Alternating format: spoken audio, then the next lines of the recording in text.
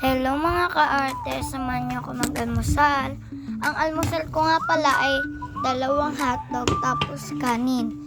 So ayan, kumuha na ako ng 2 hotdog dyan, tapos nagugas muna ako ng kamay. Tapos tinignan ko muna yung kanin kung luto na. Tapos kumuha na din ako ng pansandok. Kaya ayan, hinugasan ko muna. Tapos saka na akong sumandok dyan. Tapos kinuha ko na yung gatas para magtimpla. Yan, nilagay ko na nga dyan. Pasensya nga pala guys kung medyo lag. Hindi ko nga din guys alam kung bakit naglalagay. So ayan, naglalagay na nga ako dyan guys ng gatas sa baso at ng tubig na mainit. Pasensya nga guys kung ganito boses ko, paus lang ako kakainom ng malamig.